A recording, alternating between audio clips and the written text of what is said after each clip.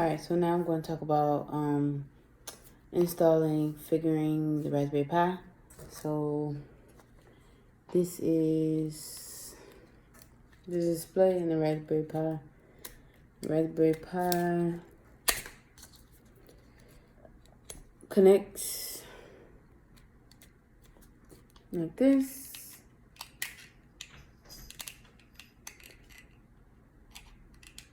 So for configuration, well, essentially the CentOS installation had to download a 32-bit image, which was provided by my professor, or you can get it online. You have to copy it to the SD card, and then you boot the Raspberry Pi.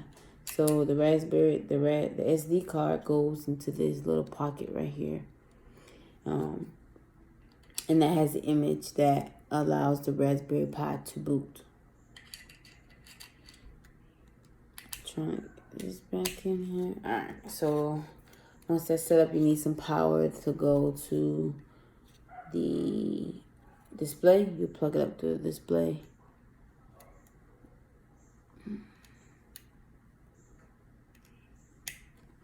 then if everything is right, it will boot like such. Alright, so while it's booting, I'll continue on. So after it's booted, you're good to go. You can log in with root as your username, and then CentOS as your password.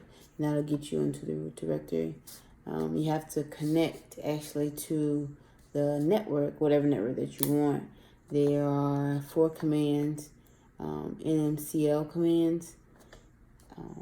And those help you with the connection. I'll show you those commands here. So it's these commands. You start with this one. The first one, the NMCLI, add type Wi-Fi, con name, my Wi-Fi, if Wi-Fi, as such. And you go into this one, the second one, and then the third one,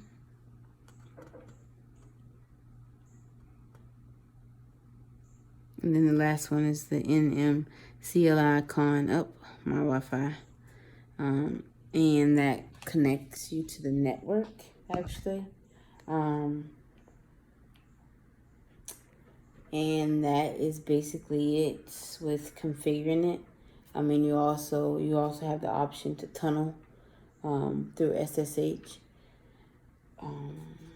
See, you can do a forward tunnel or a reverse tunnel, so that way you can connect your laptop to your Raspberry Pi, so that way you can control your laptop with,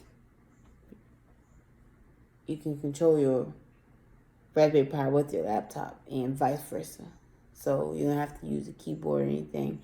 At first, when you first start, you have to use a keyboard in order to get everything started. But once you do that forward and reverse tunneling, so the tunneling for both, you can access your Raspberry Pi through your laptop on your terminal or your command prompt, depending on which operating system that you have. And